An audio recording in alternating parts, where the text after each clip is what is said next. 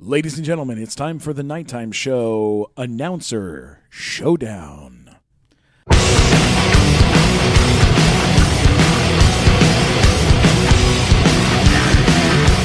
Hello, everybody. I'm announcer number one, Mike Glazer.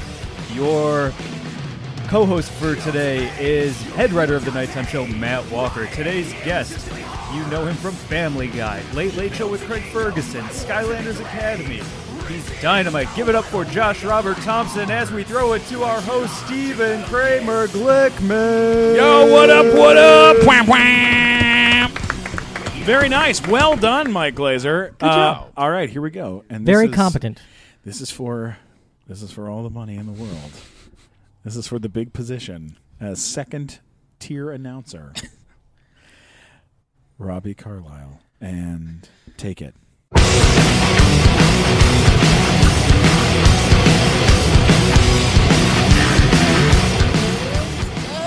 Nighttime Show.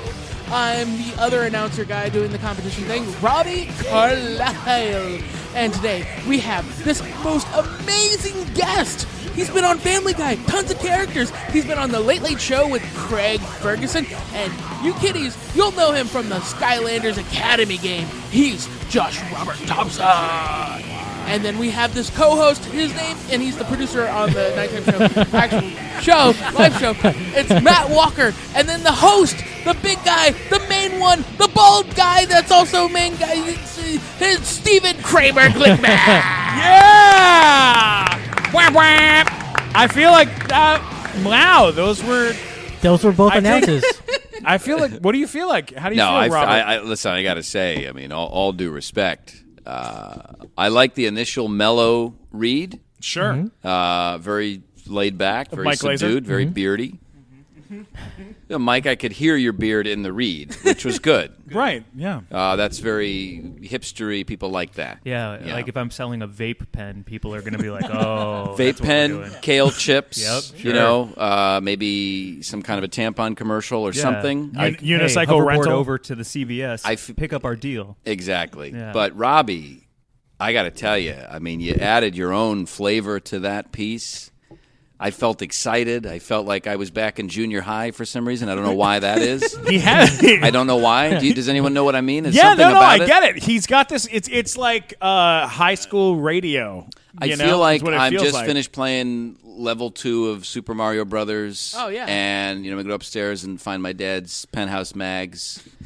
But, you know, maybe later on I'm going to listen to the radio and maybe I'll hear your voice because it's the summer of 1988 and everything's okay. Yeah. Were you I'm alive gonna say in Robbie. 1988, Robbie? No. Hey, Robbie. We're giving it to Robbie. Robbie's the winner. We're giving it to Robbie. Wow. We're giving it to Robbie. Really nice. Well done, buddy. Boy, well oh boy. done. Very proud of you. Jeez. I really am. Wow. Robbie's got Really? a wonderful thing about him. He brings the magic. He's like our Lucky Charm on our live show, in the way that we do. We've done horrible things to him. We abuse on the him? live show. Oh, okay. We're very abusive to Robbie, but Robbie is made physically made of comedy. Of comedy. And cheese. And it's cheese. like cheese doodles and comedy. Cheese doodles and comedy. Yeah, I love that's- it. It's that's nice. basically That's your what- book. That's Yeah. the title. Cheese doodles and comedy. I'd buy it. Yeah. I'd buy it. Some of the things quickly we've done to Robbie. We've dressed him up as a giant piece of cake and made Okay. him yell at me on stage. Because Steven said that pie was better than cake, and he was very offended by that. He So was like, cake. "I'm a piece of cake. Fuck Right. you!" You know, yelling at me from the audience. Wow. Weird. That was weird. Elaborate budget on this. Yeah, we program. really It's go amazing. for it sometimes. We lose money constantly. Yeah, no, on I the show, understand. doing Yeah. the I show. understand. One of my favorite bits of all time was right after Trump got elected. I came out on stage. I do the monologue, and then we have a desk on stage. And I go to sit at my desk, and I go, "Whoa, what's under my desk?" And Robbie comes out as Monica Lewinsky in the blue dress. He straightened his hair, the Yeah. whole bit, and he's like, just under there, sucking some dicks, just like I normally do. With makeup, the whole pulls thing, out yeah. a cigar out of his ass, just the whole. Yeah. Oh, you know, this is average stuff for me. You know? And then just we did sucking some dicks sucking under some this old desk. dicks under this desk. Wow. It's Yeah. what I normally Good do. for you, Rob. Oh God, We had him tied to a chair in his underwear while a dominatrix broke stuff on This him. is on the show? This is or on the this show. is okay, I'm This gonna make is on sure the this show, wasn't live. after. Okay. Yeah, no. And No, every time, just a Yeah, I don't, weekend. yeah, something had fun. Adam- On a Thursday night. You guys like doing we had that. Adam Ray from Ghostbusters on Yeah. the show, and every time Adam Ray got an answer wrong, we asked did a him trivia questions thing. about his friend. Every but- time he got an answer wrong, the dominatrix would hit Robbie with a table leg. And the worst part was, and this is the sad part, is that they had told Matt, I wasn't paying attention because I was off, in dreamland doing Sure. something. But they said, Matt, whatever you do, make sure that you break the table leg and it was a table leg and a table banister. leg and a banister Right. and then a They're cinder like, block. Make sure to break it first and then glue it back together. No. They didn't say that. That was They your said- idea to do that. Oh no, they said cut No, into it a the little. problem was we did that and we used super glue to glue it back together, and it was stronger Yeah, than it that's the had been problem. for the initial break. Gorilla- bit. Yeah, So then, Gorilla when glue. she would Yeah. hit Robbie with the table It leg, wouldn't break. It was just like Oh, smacking Robbie. him. he had these big welts on Yeah. him Yeah. from it. Did she try It was- a couple times? Oh, it yeah. Oh, yeah. yeah. Couldn't get it right. It was Oh, great. yeah. And she kept hitting it like not on the break part. So like, Yeah, it was great. yeah. So the fucking I audience just, was like, just hitting me with Malice did a fantastic My favorite job. part of that story is the Adam Ray from Ghostbusters. yeah. Mm-hmm. Not comedian Adam Ray or No, Mad it's- TV's. Yeah. Adam Ray. You would go to from the- Ghostbusters. I go to That's the biggest thing for me. Yeah, I would sweep that one under the rug if I were Adam Ray. He's a good What? guy. I'd sweep it under the rug. What was the matter with the? Oh, all right. All right, we won't get into it, but You we can might. ask the 12 people that saw it in the theater. Look, I love Adam Ray. I love Adam Ray too. I saw Ghostbusters in the theater, and I still love Adam Ray. That's how powerful the love of Adam Ray is. You That's can love powerful. him through Ghostbusters. I understand. Yeah, no, I he's, feel the he same is a, way he is a about terrific George guy. Lucas. we had for Steven's birthday, we surprised him by having Robbie dressed as Marilyn Monroe come out and sing "Happy Birthday" Oh, like to him, like Mr. President yes, style, that JFK style. It was Well, so it was good. Mr. Nighttime Show. Mr. Nighttime Yeah. Show. It Happy was birthday, really Mr. wonderful. Nighttime Show. But he goes for it. And he Steven goes didn't for know. it. See, that's what it is. Steven knew we were going to do that because we had a stormtrooper and Darth Vader lined up to come out and bring him a birthday cake, and Robbie came in instead. But we and it still was- did the yeah, they Darth came in Vader. They afterwards. came in as well. You had them lined up, lined up and to they come were in. hanging out. and they were like, "Hold on, we got to get Marilyn." It's good to have this Monroe guy first." go out or something. Hey, what's up, man? How you doing? I'm Vader. Yeah. They're gonna have that guy go in real quick. And I don't great. know how many times we've had Robbie dress up as a bumblebee on the show, but A we've had him bumblebee? in a lady's bumblebee costume. Now, what's Yeah. the significance of that? Just It's because? funny. Just- it looks because funny. There's nothing funnier than a man in a bumblebee costume. A fat guy in a bumblebee suit That's is true. hilarious. Or a gorilla. Gorilla suits are my favorite. I have Sure. a number of gorilla suits. I laugh every time someone's in a gorilla suit. Really? It's very funny to me. Yeah, now, what kind of weird stuff do you have in your house? Do you really want to get into I this? want to 'Cause get into it. What? Tell me. I want to hear 5 weird things that are in your house. 5 weird things. Tell me 5 weird things in your house. In my house. Well, in my garage, I have tons of animatronic monsters for Halloween. Oh, dude, are you like I- that? Are you the guy with the house? I'm that the does- guy on the street. Oh. I'm the only guy because it's a predominantly Mexican neighborhood. So what happens is the kids will walk by and see Frankenstein's monster in the window. And a couple years ago, a kid walked by and said, "Hey, there goes Shrek right there." So that's when I knew that life.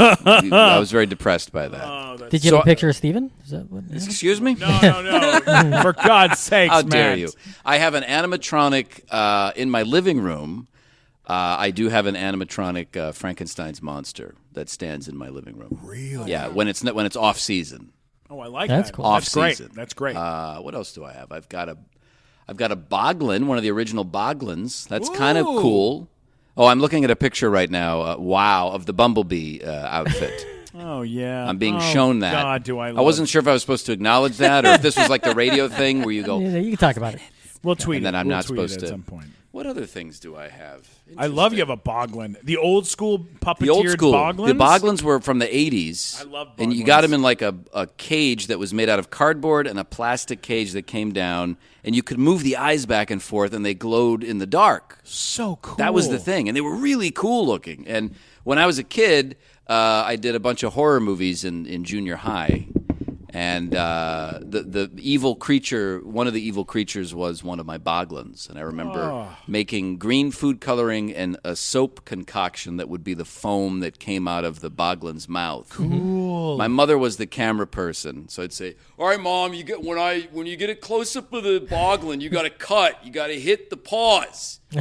Okay, so I'm gonna because you had no editing. It was just on a camera. We're gonna do it right in the tape, Mom, and it's gonna rewind 3 seconds. So remember, pause it, give it 3 seconds, then pause it. Okay, so my mom pans over to the boglin, pauses too soon, rewinds 3 seconds, 3 frames. Now it's a different shot. It's not even on the boglin. What I was trying to do was cut to the boglin foaming at the mouth. We had to then put the foam in the mouth. And damn it, Mom, you ruined my opus.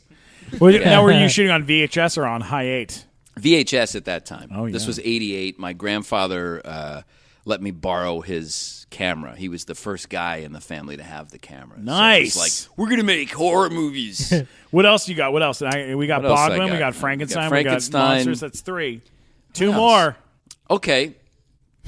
Pet rats. Mm-hmm. I've got rats in my garage. That's cool. I've had pet rats for a long time. Rats make great pets, by the way. I had a rat when I was in high school. Yeah. Fantastic pet.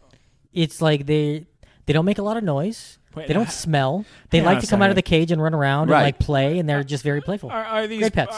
Are these purposeful pet rats? They're purposeful. They're not Okay, wild rats. They're not. You don't just have You don't rats. just trap them. Yeah. You don't Leave live in food out of you your don't house. live in a bad Right. neighborhood where you Yeah. have rats. you got rats, motherfucker. Or whatever the guy sounds like. I'm just Sure. saying that's the voice I chose. Yeah. Could have sounded like somebody Could have else. sounded like anybody. That's my choice, people Yeah. listening. Please don't write to me. Pet rats. I've had them for years. Wow. At one point, I had 2 large cages, one female, one male, because if you get them Yeah. together, you'll end You up get with a lot more of rats. rats. Yeah. I think I had at one time like 37 rats. Yeah, because people don't spare or neuter the rats. You know, Right. They don't do that. Oh, now they're gone. Now you can't get them anywhere. You got to go to breeders because a year and a half ago, some dopey kid, rest in peace, kid, he got bit by a Petco rat, and he got rat bite fever. Oh, shit. Now, first of all, it takes a lot to get a rat to bite Rat you. bite fever. Rat bite fever. Right. Do we have the rights to that? I don't know Yes, if we we do. Absolutely. But you've got to really provoke a rat in order to get bitten, okay? So I'm going Sure. to blame it on the kid. I'm going to victim blame. Yeah. But the kid died, and now we got all our fun is ruined, so Petco doesn't have rats anymore. The rat was just hungry. Fucking kid. Yeah, give that. Come on, kid, you Get over it. asshole. Our son is dead, you son of a bitch. Yeah, but I just wanted rats. I'm very sorry. I am very sorry about your son's death, but maybe you should have taught him how to handle the rat. Oh, you son of a bitch. That's the dad or the mom. I don't Such know. a bummer. Oh, rats. Yeah, see, there it is. Bop, bop, bop, ba-da, bop. Rats. I have from the Late Late Show. I have Jeff Peterson, the robot skeleton, the original controller. Before I did the voice, this was when Craig Ferguson did the voice for the first 2 weeks. Grant Imahara from Mythbusters built Jeff the Robot, and he had this push-button controller with about 6 phrases, and Craig had it hidden behind his desk. And I do have that. Oh my god, that's so cool. Sometimes I sit in my underwear do you in like my to house look at and it and be cry like- and press the buttons. Do you look at it and you're like, I took your job. Yeah, I fucked you over, I took that man. robot's job. Yeah. No robot's taking my job. I'm taking his job. I've got that and the chair that I never knew about until the show ended. There was a chair backstage for me that said RoboProp. And I didn't know that never I sat had in a it? chair that I could sit in. No one ever told me. Never said it. In the last show, they went, "Hey, you want this chair? We're just gonna put in a wood chipper." Were you the robot, right? That was one of the guys that worked there. Who are you again? If there's some shit over here, if you want it. Oh my god. So those are some of the weird things I have. That's love cool. it. That's wondrous. I love that you have good weird stuff in your house. Did you get it? Did you have a chair on Big Time Rush?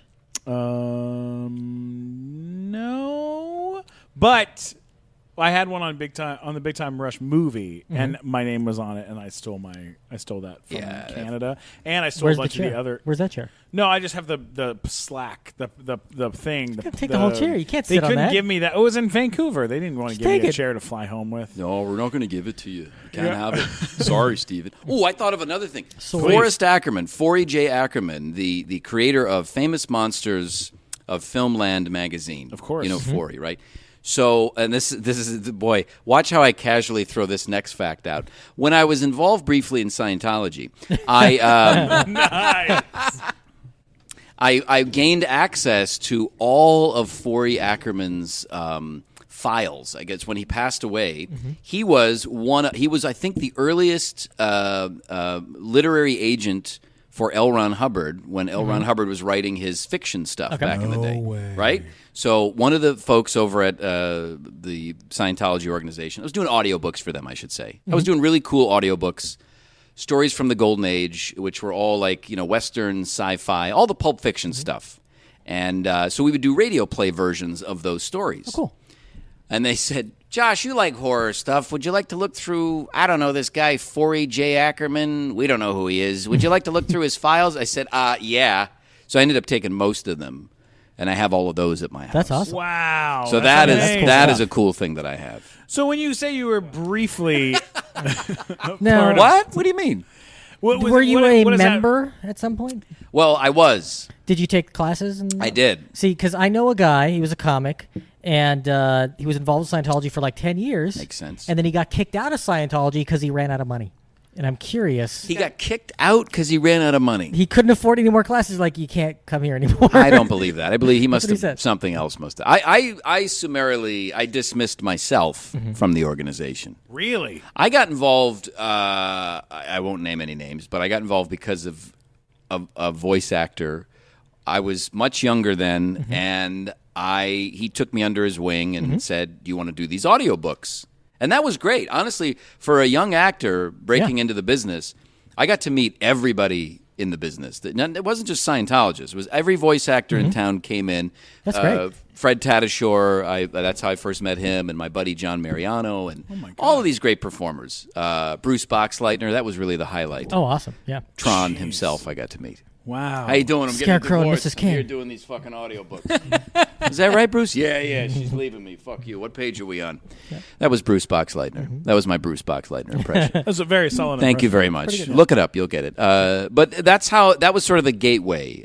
This person that got me involved had me, I started taking classes. They were recommending I take some courses. It all starts out very... Look, I'm not here to... By the way, I have to say this because I'm not here to take them down. You can do whatever you want. Do they have a file on you?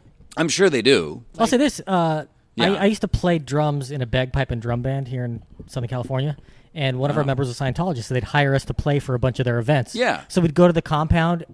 The nicest people I've ever met in my entire life were at the Scientology compound. No, never met nicer people. Everybody's great. I mean, I'm bummed out only that none of those people speak to me anymore. Yeah. You know, honestly, because once you're out, then they sort of cut you off. Yeah, I mean, I wouldn't say I spoke out about it, but I certainly have had my opinions about it, and I think you should be allowed to do that. But, like, thanks to Leah Remini and the show The Path on Hulu, which is an amazing show, and Going Clear, it's okay for people to talk about it now, but it's not a big deal. I mean, it's something I did. Look, I mean, I know there's a significantly large group of celebrities that I know that I have been around a lot. Yeah. And they're like all of them are in it. Right. And they're all super, super nice people. Yeah. And very dedicated. Do you hang out with John Travolta? I do. And Tom Cruise? You didn't tell me? No. Nice guy. I told you when I went out with when I went out with that girl, when I went out with Nikki Blonsky from Hairspray on that date. I remember. Remember her? Remember that girl? Yeah. Yeah. Oh, God. Oh. It was the worst. Oh, but we went on this date, and on the date, she was like, my best friend is John Travolta. And I was like, For Christ's sake. oh, God. Are you serious with the whole time? My best friend. My best friend. He's a very sweet guy. I've met him I'm a few a times. huge John Travolta Yeah. fan. By the way, biggest movie star in the world still, Tom Cruise. Like Absolutely. There's no one that can open a movie. No one with now. more charisma on screen than Tom Cruise. Who else can open a movie now? What is another name that you run out to see at a movie theater? Honestly, Tom Cruise is the only one left. Because the idea of a movie star is gone. No, you're right. I mean, I would have said Tom Hanks, but ship has sailed. No, but what's it called? That movie he did with Spielberg, Road, Bridge of Spies? Bridge of Spies didn't do anything. No. It didn't do And he's got very that well. movie out now. What is it? Target? The Circle K? which What's is it called? terrible. It's an awful movie. Did you see it? Yeah, I went and saw The trailer looks horrible. We talked about it last week. Well, I'm sorry, I won't repeat myself. I'm just saying. It's not a good movie. You know what the trailer looked like? I'm a huge Tom Hanks fan. Of course. It doesn't matter. Like Tom Cruise is literally one of the only people in the world that can open a movie. All right. Mark Wahlberg, let's be honest. I mean, I'm going to go see Transformers because I'm just No. Of course. because of Mark Wahlberg. It's not about the love- robots. Yeah, well, and I guess you could say Vin Diesel You could. I think for That's a different about the generation, cars. you could for say a that. different generation. Those terrible movies are about the stupid cars, not the terrible actors. You know, in those. it. I tell you what, though, man, they're making some. I cannot They're believe making a how long fortune. that's been going on for A fortune. 15 years or Yeah. something now. Ridiculous. Billions and billions. When I worked and at billions of Blockbuster dollars. Video, I think that's when that You first worked at movie. Blockbuster? I sure worked did. at Blockbuster. Oh yeah, buddy. How long did you work at Blockbuster for? 1996 to 2001. Oh my god! I was in deep. I saw all the changes. Dude, I worked at Blockbuster Video from 2012 to 2014. Yeah, right. 2002 to 2004. Wow, so we've got the bridging stories. So I've got the prequels, and then you have the original trilogy in your mind. Josh I was guess. there at Yeah. the peak, and you were there at the end. You were there at the end. I was there when things started to fall apart because Netflix had already started to exist, but it was just coming DVDs straight to your to the home. mail. Yeah, but then Yeah. these assholes are like, come to Blockbuster.com. Yeah, we you can do it too. We can do the same thing. Didn't work out. No, it was bad, and I got fired from Blockbuster because there Wait was a minute. Oh, yeah. Wait a minute, Steven. Oh, yeah. You got fired from Blockbuster? Yes, fired I from got Okay. fired from a lot of things. How did But that- what definitely happened there? Blockbuster.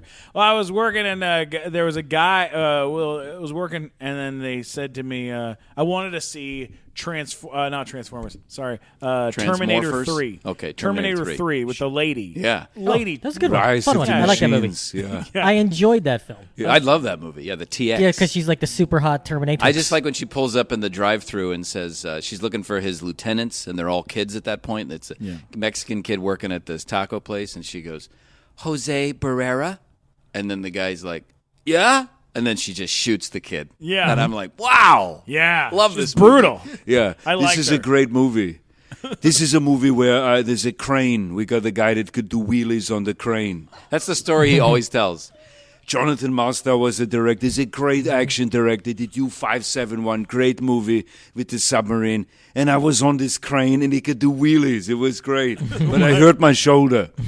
The whole movie. Anyway, sorry. So T3's good. coming out. Rise of the Machines. And what happens? You're trying to God. get it. You're trying to get a copy. You're trying to get in. Remind me The Blockbuster yeah, days, we gotta. Yeah. So here's what happened. I wanted to watch the movie, but at Blockbuster, if you worked there, you got 3 free rentals a That's week, right. But I had already seen my 3 free rentals because I didn't have money to go to film school, so I would literally worked at Blockbuster and watched every single thing I possibly Absolutely. could, Yeah. just to know as much as I could about the He business. was like your Quentin Tarantino model of. That's who I got it from. Yeah. It was Trying to him be and Kevin something. Smith. That's where Yeah. I was like, That's it. that's how they do it. That's what you do. And then you put yourself into debt by making a movie. Like that's right. That's what happens, Yeah. right? And so I'm working there, and I said to my manager, I go, hey, can I use another free rental to watch Terminator 3 because I've already used my 3. And he was like, yeah, I mean, I guess we can use this girl who's out of town. We can use her free rental. Wow. And I was like, okay. And so he charges her free rental. Right. I go home, I watch the movie that night, and I turn it back in the next day. She comes into work you not from her rewind? vacation. No. She comes back to work from vacation. And she goes, hey, someone rented a movie on my account while I was gone. Who did this? And I was like, I did it. Who did this? And she goes, you're not allowed to do that. And I go, no, I know. Derek said it was okay. Yeah, one of the managers said it was Fine, cool Steve, don't worry 'cause you about were it. out of town. And she goes, well, as far as I know, that's a Class A violation. Oh, come on. And I was like, Fuck you. What do you mean? She goes, it's fraud. It's a fraud. It's you're a fraud. You committed fraud by renting on my account without my permission. telling me this? Because you said that it was yours to rent, and you said you were me. And I was like, no, I didn't. I was like, one of the managers said it was cool. She goes, all right, well, I'm going to go tell the head manager. So head manager calls me into her office, and she goes, and it was a lady, and she's like, yeah, she goes, you committed a Class A violation, and so did this manager, and we need to know who the manager was that did this. And I go, well, I'm not going to tell you. Yeah, nice job. And she goes, well, you have to tell me. I go, no, I don't.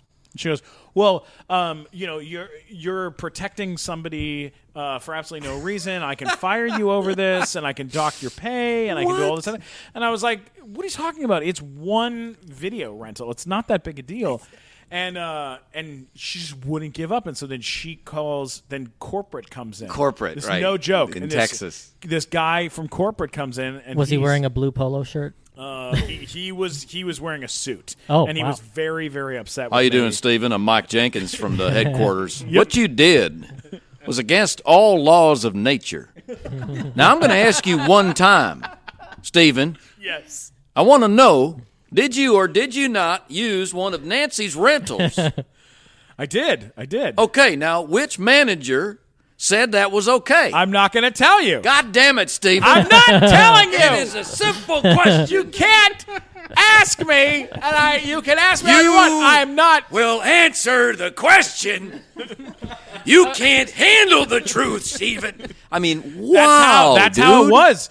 And he good goes. Well, if you're not going to tell me, you won't be needing this. And took my badge, ripped it off me, ceremoniously, and threw it onto the counter. And he goes. You can leave. This is your last day. And I go. Fine. I walk out of the back room. Yeah. And I go, ladies and gentlemen, I just want y'all to know that I've been let go from this company, and I know what you're all thinking. Y'all think I'm going to freak out, but I'm not. I'm going to work at Hollywood Video. Yeah. Who's coming with me? Yeah. Who's coming with me? Cindy, you want to come with me? go with I know you, you want to come with Steven. me, Cindy. I do the scene, all right? And you were hoping Right, for I a got Jerry you. Yeah, of Clapp course and all you that, do. yeah. I walk out. I go to work at Hollywood Video the next day. It doesn't matter. Hollywood Right. Video. And but 6 months later, I run into the manager, and I go, hey, buddy, just to let you know, I protected you, just so you know, because you had gotten me in Did trouble. you a favor, bro. I did you a favor. I saved your ass. And he goes, oh, I don't work there anymore. And I go, you don't work there anymore? He goes, no, I got fired. I go, what'd you get fired for? He goes, stealing Xboxes. Yeah. I was like, what? He goes, yeah, hell, man? I'd been stealing Xboxes from the company. I'd stolen like 6 Xboxes. I'd been stealing them for like Yeah. a year, and they knew that someone was at fault, and so they were trying to figure it out. I was like, oh, that's why they were freaking out so hard on me. Right. Because they thought if a guy was going to disobey one rule, That he was could be gonna the- right. he was the guy who was stealing the Xboxes. It This turned is out insane. that is true. And here's the best little anecdote to the end of that fucking story. This is the best. I got to meet with Cameron Crowe for a general meeting where we got to like hang out for like an hour because we're both I grew up in San Diego.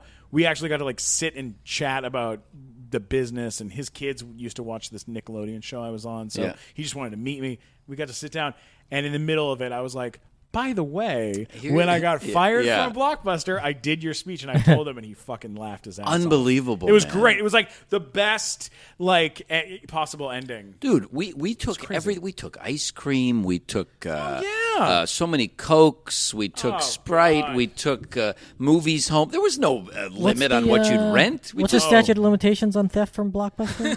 in fact, this You're gonna get a guy, lot of trouble. they brought in this 2002. ex-cop from Chicago, Ted Gomez. I'll never forget it. Ted Gomez. I'm Ted Gomez.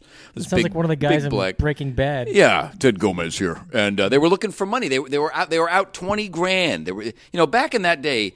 We made shitloads of money on the Tons weekend. of cash coming in. Oh, yeah. Yeah, I mean, when you were there, it was like you barely get 5 people to show up. Yeah. you Oh, know. yeah, it was dead. And by the way, there were no late fees at the point that you were there because Mm-hmm. the customers had won, so Yeah. they'd come in and be like, "I don't gotta pay for shit. Yeah. Yeah. I'm gonna keep this for 30 days, and then Yeah. I'll just buy it, asshole." And I'm like, I don't really care. Yeah. But they had a whole commercial campaign that said, "Guess what? No more late fees." And these fuckers would come in and be like, Yeah. Guess what? I ain't gotta pay shit. But back in my day, people would rack, it'd be like $300 worth of late fees. Yeah. And they'd come in to like physically fight you. I got in a physical altercation with the guy once who threw a tape at my head and he went, "You son of a bitch, I ain't paying shit." And this was in Orange County, so I don't know where that guy came from. But Ted Gomez shows up and he's going to grill all of the employees. I was one of the managers, so he's going to grill all of the employees and the managers on where's this $20,000.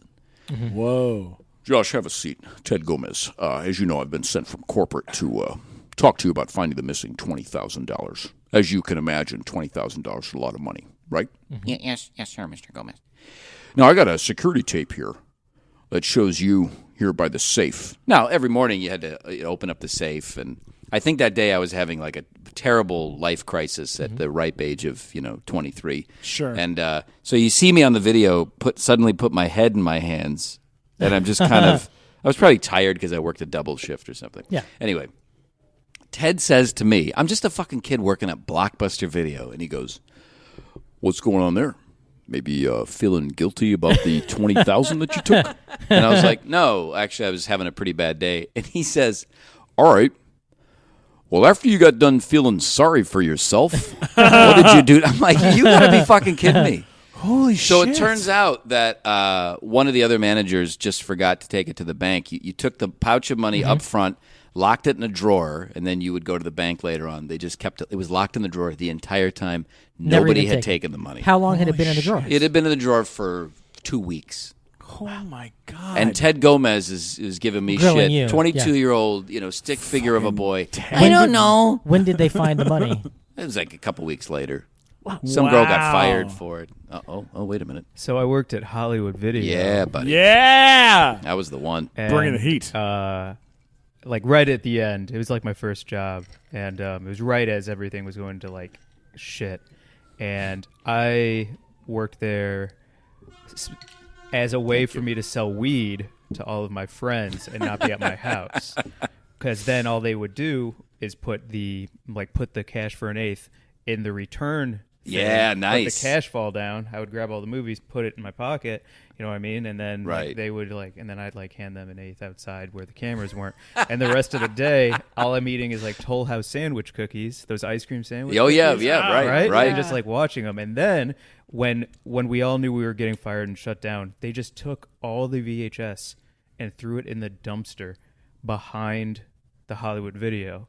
And I went back and forth from my house and just filled my trunk and then just sold VHS all summer. They threw them all out. They just threw amazing. it all away. It was unbelievable. It was a great time. Oh, my God. And what's the statute of limitations on selling drugs? Come on, at man. Oh, Jesus. Hey, guys, Ted Gomez here. I've been listening to your show, ex-cop out of Chicago. And after you guys got done feeling sorry for yourselves, What the hell, Ted? God, that bastard. But they really took it very seriously. Yeah. All right, so something I want to talk about real quick before we continue is sex. Having the sex. It's a positive thing. Yeah, I mean, Matt, I know you're out there. You're having the sex, right? Which is good for you. Good job, pal. And Glazer, you've been with your girlfriend for what? How many years? 8 years now, and it's still real fun. We have a great time. Yeah. Dude, that's so wonderful. So it doesn't really matter if you're just starting out or with someone, or if you've been in it for a while. Sometimes you gotta spice things up. Sometimes you gotta add a little spice to it. Add a little spice to it. And if you've been fantasizing about surprising your lover with an adventurous new toy or adult film, well, then I have the offer for you. You're gonna love it. You can't resist. Go to adamandeve.com, and for a limited time only, you get 50% off just about any item in the entire damn website. That's fun. It's unbelievable. Okay, and that's not all. Oh, no. Check this out. When you select your one item at 50% off, you're also going to get 3 free adult DVDs. That's right. 3 free DVDs. Also, you can use that for inspiration. Also, a free extra sensual gift. I can't even talk about it I'm on this sold. podcast. So how do I take advantage hang of on this a offer? second. There's to more? top it all off, free shipping. Whoa. Oh, no, nice. this is no All right, joke. now I'm definitely in. What do I have to do to here's you go. get this So deal? check out adamandeve.com today for a special offer. Get 50% off one item when you use the code TNTS, as in the nighttime show. Nice. TNTS for offer code upon your checkout. And when you do, you're going to get 3 DVDs. You're going to get free extra gift. What? And you're going to get some free shipping. So just use offer code TNTS at adamandeve.com. That's TNTS, as in the nighttime show. TNTS at adamandeve.com. All right, let's get back into this. What was your first job in the, well, first of all, before we get into first job, where did you grow up? Cleveland, No. Ohio. Did Yes, you sir. have Oh, is that I right? love Cleveland. Cleveland's Shaker Heights. Wow, that you- explains a lot. Did you do? He's laid back. Did you do you have family that did comedy stuff? Any family that was No, in this business? no. I mean, I never knew my real father. From what I understand, he was a very funny guy. He was also an artist, as I am as well. But no, there was no. When you're growing up in Cleveland and you want to be an actor and a writer, you get a lot of shit. Especially I was growing up in the 80s. You know, can it was like, look up to Drew Carey, and that's about it. That's And even right. then, he wasn't even big yet. no. That In show fact- came on in like '90. But right? that's true. When I first saw Drew Carey on the Tonight Show with Mm-hmm. Johnny Carson, sitting in my living room in Cleveland, watching this guy from my hometown make it big, it was very mysterious because there was no internet. So it was like, how do you get in that box? Like, how do you go from this small town to that? It's so unattainable at that time. And, I had a wonderful moment when the Late Late Show ended and they were making the transition from Craig Ferguson to James Corden. Mm-hmm. We did a series of guest-hosted shows, and one of those shows was hosted by Drew Carey. Mm-hmm. And Peter Lasalle, who was the producer of our Late Late Show with Craig Ferguson, also executive producer of The Tonight Show with Johnny Carson, asked me if I would like to come on as a guest and do stand-up. So now I'm doing stand-up when Drew Carey is the guest host, and I got to tell him the story. I said, That's buddy, this is amazing, because this is my first TV appearance doing stand-up, and it's with you, and you were the guy I first saw, and that's the reason I wanted to get out of here. It was an amazing moment for me. Now, have you been doing stand-up a long time? Yeah, for a little while. I mean, I toured with Craig Ferguson for about 3.5 years. We did Canada and all over the States. We're going to go to Scotland for the Fringe Festival in August. So, yeah, I mean, that's something that I do and have done, and I enjoy it. Do you perform out here in L.A.? I don't. I haven't for a while. I mean, the last show I did, I think, was at the store for Brian Redband. He's always doing these Secret show. things. Secret show. and Secret I'm like, show. That's not a secret. I'm like, you're 'cause telling everybody about the show. but it How's says a who's secret? in it. Yeah. George Perez and others. And I'm like, yeah, I know, but it's not a secret. Yeah, but Brian, We should get you on our show if you ever want to come do our. I would live love to show. do that. Oh, that would be a blast. I mean, the thing that I kind of resonate with more, I think, what connects with me more than stand-up is old-time radio. I listened to a lot of Prairie Home Companion when I was a kid, and I saw them. Had Garrison Erica Keillor? Rhodes. What? Erica Rhodes, Erica who played Rhodes. his conscience, was just on our podcast. Oh, that really? girl that's the girl she she played did his conscience. that show for 10 years. Yeah, Really? 10 years. From the age of didn't even know that. 10 to 20 or something Oh, like that. that's Yeah. beautiful. That's wonderful. Sometimes on my show, I like to talk like Garrison Keillor. It's a lot of fun. It's great. Ted Gomez, you're ex-cop from Chicago. Now you're going to play the harp for us. That's beautiful. Ted Gomez. I do that on my podcast all the time. I do. I bring in the echo effect, and then I have the audience track where it sounds like yeah. we're there, and then it's all every time I go right to guitar music, and then I'll make up some folk song. It'll be like, Ted Gomez, isn't it beautiful? But I saw their last show at the Hollywood Bowl. I mean, I went every year to the Greek. I saw the last show. But anyway, so radio is what I love. Old-time radio, The Shadow, The Whistler. Dragnet? Not so much. Really? I love Firesign Dragnet on Theater it, but for yeah. sure. Firesign Theater, I would check out those records at the Cuyahoga County Library when I was a kid and listen to Firesign Theater, Cheech and Chong, the Bob and Doug McKenzie Great White North album, Sure. and not understand any of it when I was a Yeah. kid. But something about the sound, the way the sound effects were mixed, the way that it was performed, the different voices. SCTV was a big influence on me.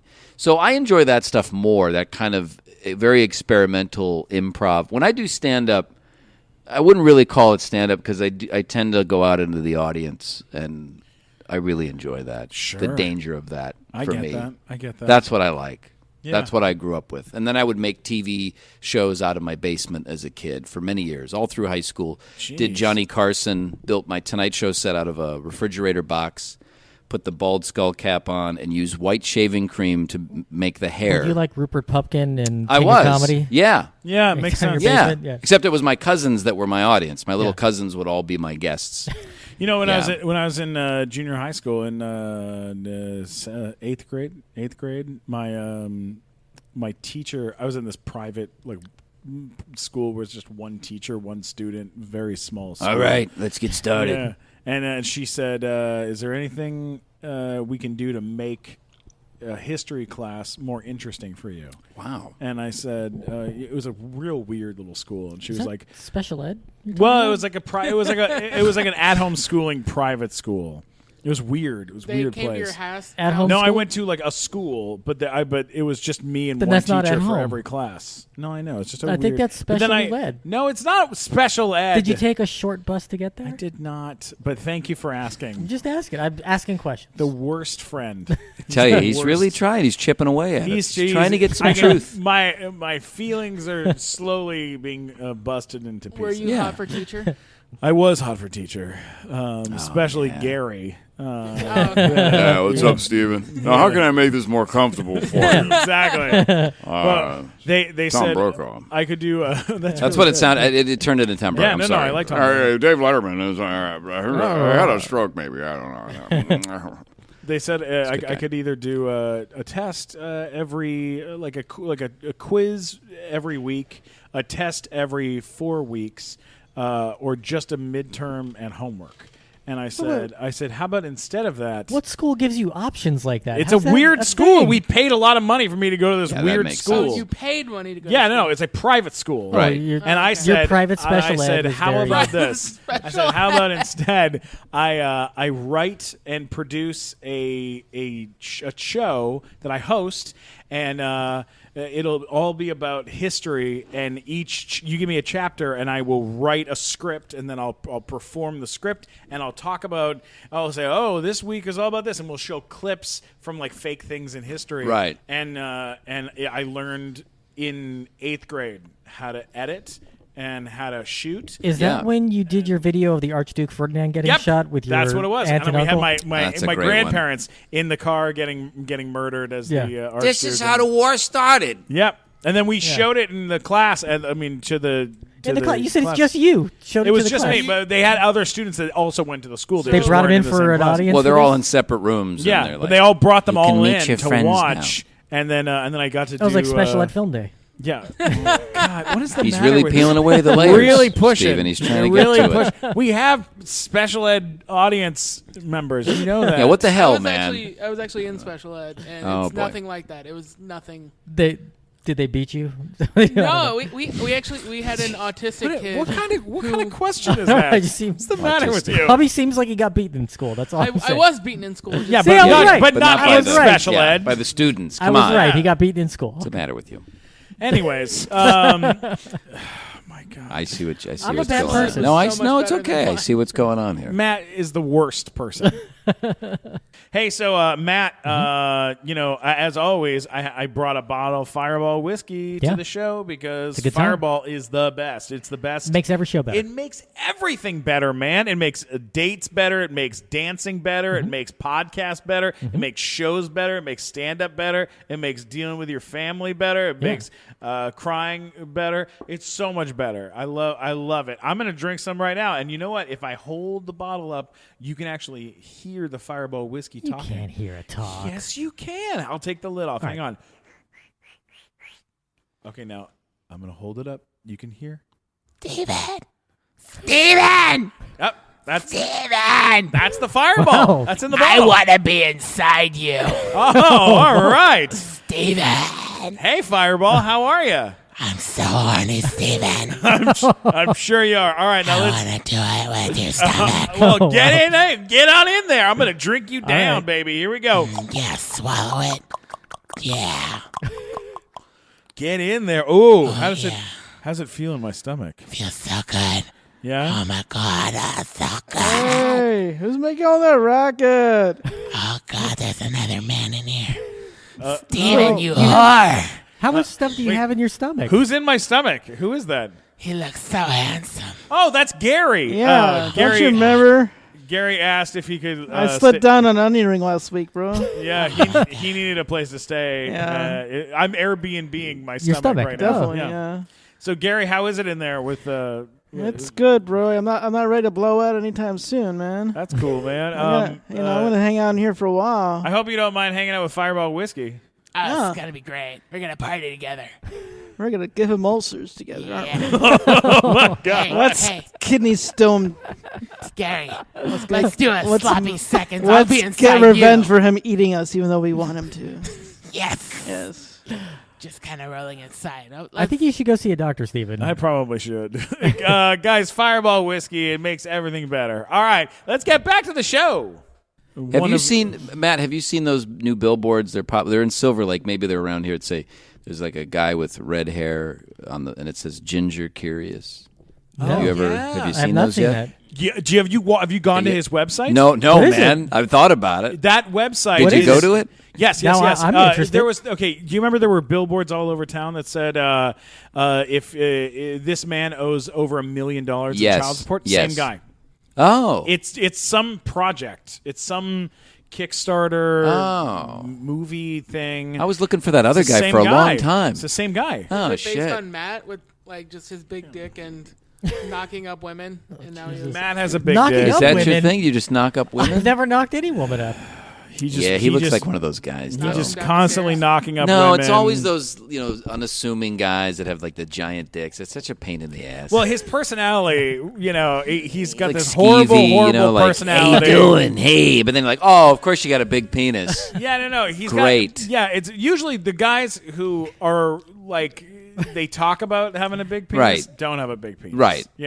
He does, but his Why personality. does it always come down to talking about It's because this? your personality cock blocks you every day. Like you goes to. You got the porn. You could do porn though, because those guys are like, "Yeah, how you doing?" It's what I told him. As Yeah, I said when see? I saw it in a photograph. Okay, and when I Alright. saw it, let me Ginger tell you curious. something. I had nightmares about it. Okay, and I was angry at him because I've known him for like 14 hell, years. man? I'm like, if you're packing this, you're in the wrong are fucking you doing, business. man? I'm mad at him that he's doing stand up instead of. That's doing like porn. medicated Pete on the Howard Stern show. You're kind of, in a way.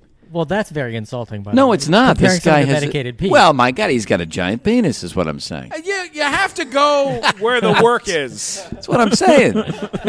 It's always the skeevy guys. That are Listen- like, how you doing? Hey, guess what? What was you in? Did you go to a halfway house? Was you in retard class? Guess what? I got a big dick. Yeah. I mean, son of a bitch. Yeah. Why do you get to have that? I'm just pretending like I don't have one. Why do you have one of those? By the way, the Fireball whiskey thing, I heard you mention on a different show. Sure. I don't know which one. Maybe Yeah. it was one coming after this. Could be Please. one that came before this. Who knows? But I heard one show you did Yeah.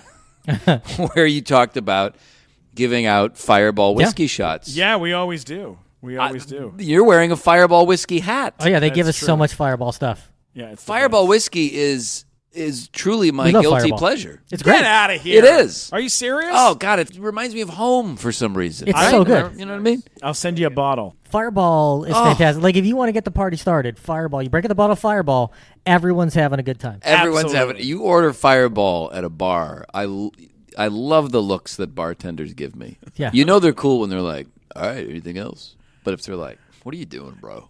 Then I know. Yeah. Could you do Could you do Schwarzenegger trying to sell Fireball whiskey? Fireball whiskey, yeah. How are you? This is great. It's a fireball, right? But it's whiskey. And you drink it.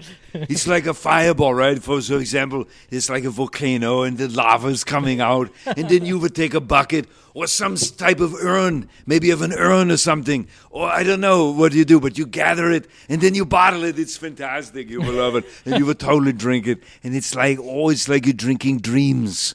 You know, you've got big penis. You know. I'm so. I know. Yeah. Don't you do Morgan? Do you do Morgan? Well, Freeman of too? course I do. And let me just say, Fireball whiskey is so good. This young man here I knew one time, it took his dick, big old dick. One of these skeevy-looking, sketchy motherfuckers, scrawny-ass bitch wearing a baseball cap, just saying, you go to retard school or some shit like that. Somebody like that. It's a hypothetical. But I saw this guy stirring a bottle. He had a vat of the honeyball, what I call it? Fireball. Honeyball. That's my nickname for you. With his dick. And if you ever tasted magic, try slurping off a little bit of fireball off the end of his purple-ass dick. I'm going to get sued for this. I once got a cease and desist from Morgan Freeman's people. No, you did not. I did. You really? I did. Oh my God. Yeah, and it was bullshit. For what? Well, every guy in the world on YouTube does a horrendous Morgan Freeman, and Yes. all these guys go viral. I don't know I'm not even going to bother. I tried for too long to try to figure out what the fuck's wrong with everybody. Don't waste your time because you're never going to figure it out, right? So you'd hear some kid be like, "Hello, I'm Morgan Freeman," and people go, "Oh my God, it's so good." Yeah. Because here's what it is. It's just like seeing their buddy doing a funny impression. Yeah. Because it makes this is really what it is. People resent, for whatever reason, when you are just doing your job and being good at something. If you're a performer, it turns out most people of a certain age range really fucking hate when you're really good at something. Yeah. Yeah. If you're not so good at it, they love it because Yes. it's as good as they could be. Yeah. And that's why they go, "This Absolutely. is awesome." It's like everyone who thinks like, oh, that's such a good Robert De Niro impression, Right. And then everybody like does their shitty version of Robert De Niro, and it's like why Chewbacca worst. Mom has a show on Yeah. TLC. Anyway, and then we won't get into that. This woman Makes sat in my a car and balls laughed, hurt. and it's okay. But the point is, so I finally do this Morgan Freeman video, which was Morgan Freeman. It was a minute. It was maybe a minute and a half. Morgan Freeman narrates the audiobook version of 50 Shades of Grey. okay. God, yes, good. I love that video. And I took segments from the book, and then I started adding my own shit, like Yeah. Kinky fuckery. What the hell's kinky fuckery? In my day, you just took your finger and you wrapped it in a ham sandwich and or whatever the fuck, something stupid. Hilarious. Within half a day, this thing was at 1 million views, and I thought, Finally. I've finally done it. Yeah. In my old age, in my advanced age, I'm one of the cool kids. It was everywhere. E picked it up. Everybody had it. I was like this. Next day, my agency calls. I'm so sorry, hon. We got a cease and desist from Morgan Freeman's people. It says right there that it's an impression. Only me. I go, I only would be one. the guy that get. There's so many other people. Yeah. Well, we worked it out because they didn't realize who it was. They just thought it was some kid like screwing around. Because I'd met him on the Late Late Show. Sure. Craig just brought did it him too over. Good. You did it way too good. This is the thing. Yeah. You It get sounded like it dinged was for really him, being yeah. too good. Yeah, I did totally. Yogi Yeah. Bear the movie. What a classic. Anyway, no. But Eric Brevig. TJ Miller, Yogi Bear? No. movie? Oh, yeah, right. Because he was the. Yeah, the park ranger. Park Ranger. That's right. Oh, my God. Oh, sure. That's so long ago. You know how he auditioned for that? What? How? He got a friend from the zoo to let him make a video with an actual bear. Oh my God. And it's just him going, "That's a real bear," and he's like trying to feed it. Right. And it's terrifying. And that was his. He they're sent like, that "You're in. in." They were like, "Yeah. No, I that's didn't realize amazing." that because he looks so different in that movie. Yeah. And it was Justin Timberlake and Dan Aykroyd, of course, as the voice of Yogi Bear. Yeah. I don't know what the hell's going on. But Eric Brevig, big special effects guy. This was a movie that he directed. They brought me in to do the narrator in a Morgan Freeman-esque voice. I got a second gig out of it, another day's work, because they said I had to pull back on the Morgan Freeman because it was too Morgan Freeman and they didn't want to get sued. Really? So Now, I is got that a paid thing? more, but because no. you do a lot of things where you're doing celebrity voices and they hire you to like sound like the celebrity right. and things. Yeah. Now I know on some commercials they'll have like a disclaimer saying like this voice is a celebrity impersonator. Yeah, they do that. Do they have don't to do that now? Yeah, they don't do that. I don't even think they do that anymore. They just get the real celebrity, honestly, because that's the one thing is you can't sell a product with that voice. I mean, my CESD, my agency, gets so many requests asking me to, hey, could Josh just do, I run a local business, could Josh just do like a quick 30-second spot? Just have him go ahead and, do that for me for free. Should be fine. No problem. Morgan Freeman. Like, yeah, no problem. But I can't do it. I can't do it. Are you, now, do you get brought into voice match for these guys? I can't say what it was, but I just did it today. I was just at Paramount. I just did it today.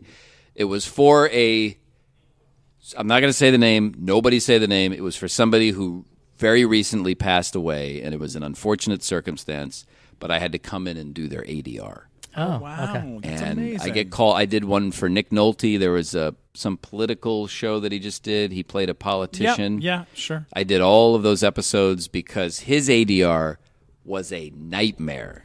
The director and I were laughing because he was just like, you don't know what you don't fucking water, your water. Like, that was a line of dialogue. And they're like, can you help us clean that up? I mean, that was a long session. Oh, my God. But that's some of the weird stuff that we get involved. I just talked to a guy the other day who was the voice of, he sang the voice of Scar in the original Lion King? Lion King. He sang the voice, yeah. Yeah, because Jeremy Irons was the voice of all the acting. I'm not going to sing. But then they had a very famous voiceover guy come in and match him just to see. Just did that on a show that I won't say anything, but I just did that on a show where I had to be the actor, and then they brought in these famous musicians to sing those parts. I was very relieved by that. Real life singing in the rain. Yeah. Like somebody's doing the voice behind the scenes. That's exactly it. Yeah, isn't that bizarre? I'm still thinking about this. He's big old dick, this guy. I know, it's too much dick. He's like, you know what I mean?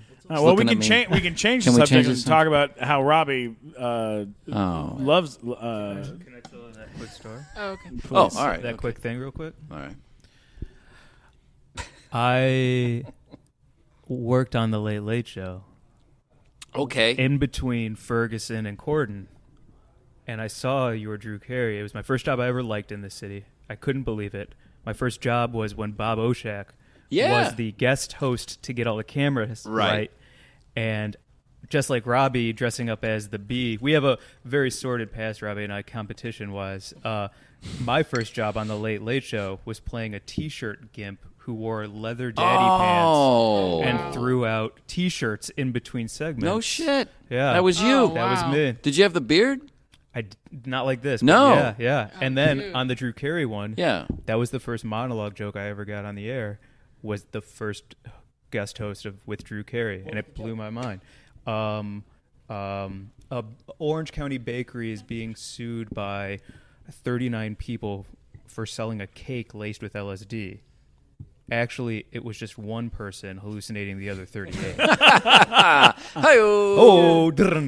was for Bob Oshak's version? Or for the Drew Carey? That was for Drew Carey. For Oshak, I was a leather daddy. See, now for Bob Oshak, one of the great writers on that show, now at Bill Maher, he was in my pilot interviewing George Lucas. It's called Walking with George Lucas. Oh. He's the guy that walks with George. We shot it in Malibu. It stood in for Skywalker Ranch, which I got to go to, by the way, to do the sound mix for my pilot. But I'll talk about that in a minute. God. Ben Burt sitting there going, yeah, George would really like this.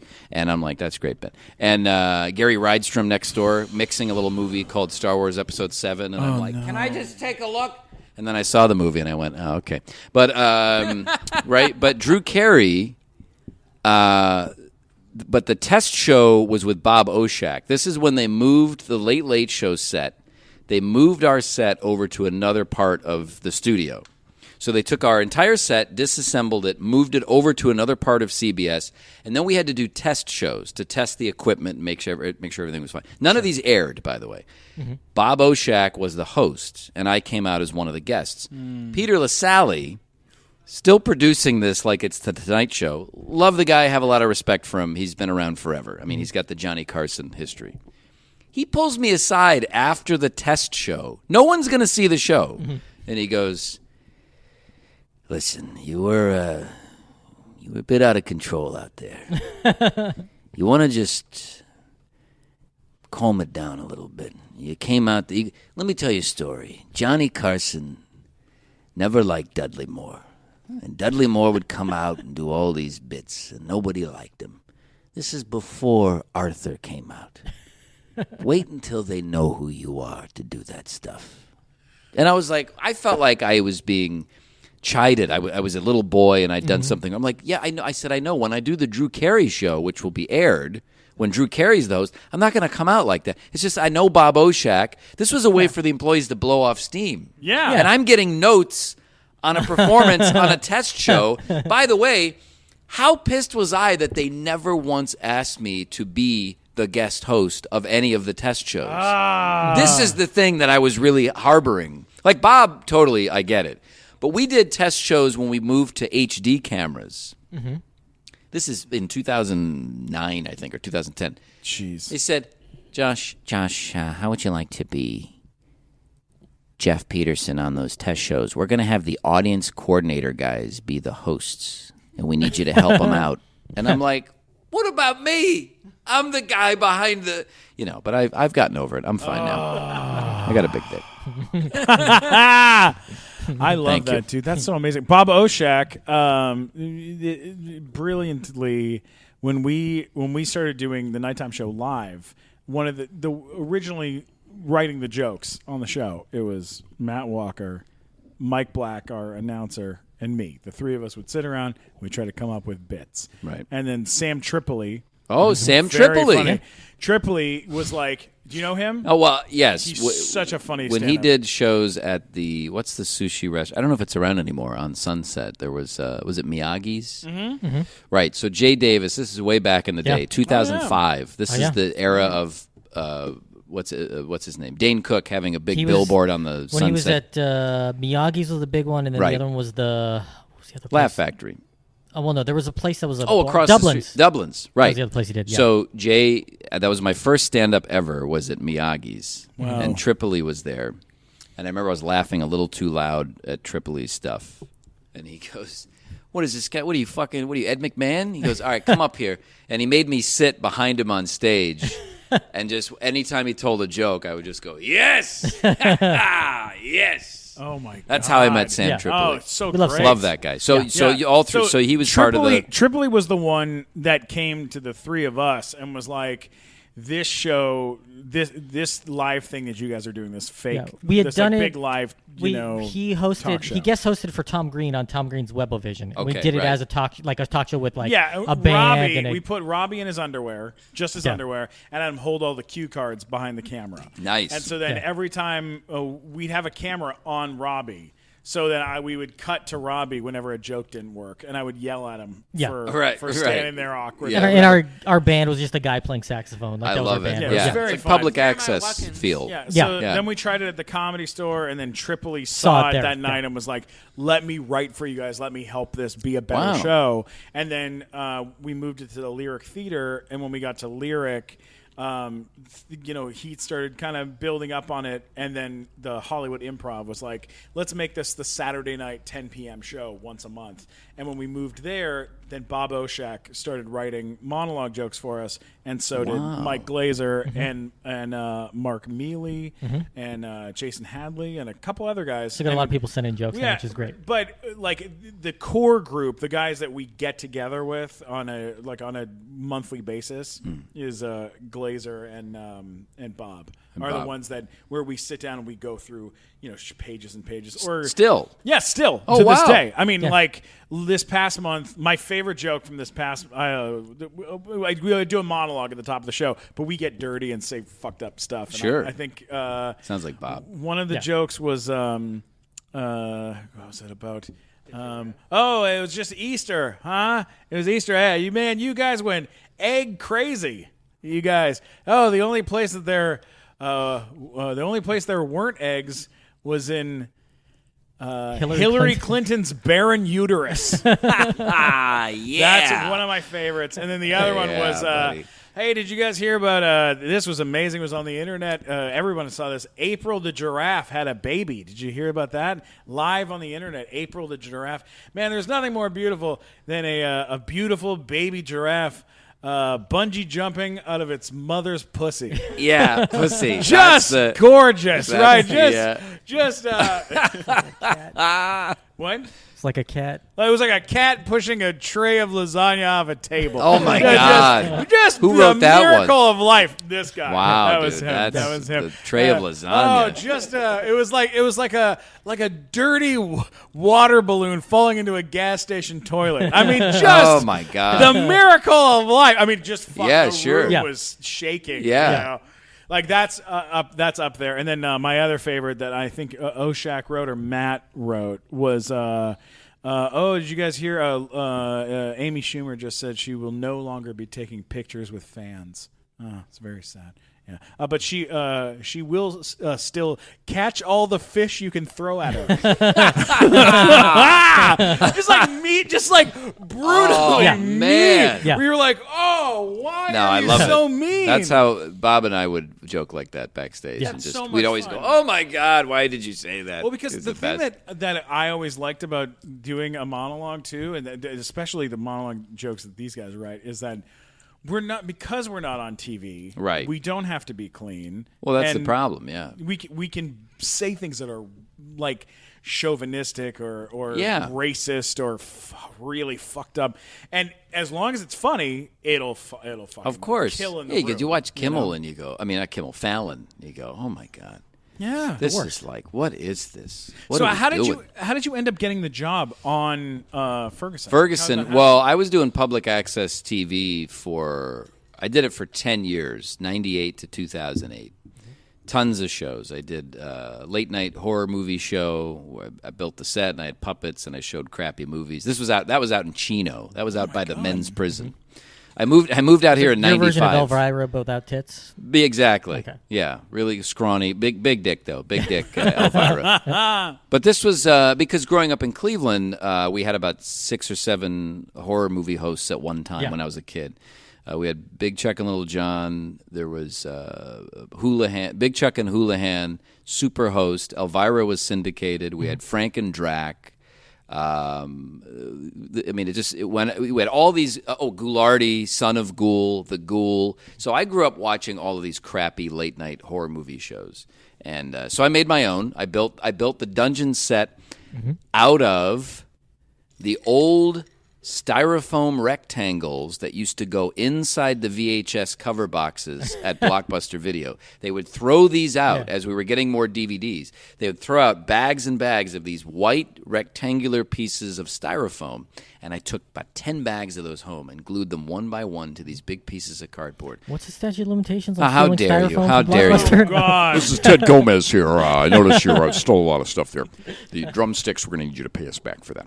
But I made a set of spray painted it green and made a dungeon set. So I was doing that show, my own variety show, the Josh Thompson show, which was all puppets and green screen and craziness. It's kind of the precursor to the pilot that I just made. Sure. And then I did. We did a show called Lunchtime Live. Took it out here to Eagle Rock. And my buddy Raymond Chavez Jr., rest in peace, he and I did Lunchtime Live with Josh and Raymond. And it started when we were employees at Adelphia Cable.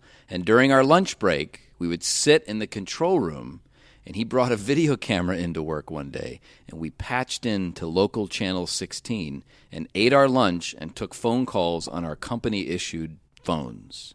This was in 2006. Oh, my God. And that led to doing it in a studio. By the end of the run of Lunchtime Live in Eagle Rock, public access, we had a full audience. We had little people. We had singing cowboys. We had strippers. I mean, it was out of control. Yeah. And one of the other characters was Reverend Apostle BG, which is my preacher character that I do on YouTube Live on my YouTube channel. And I'll take calls from people all around the world.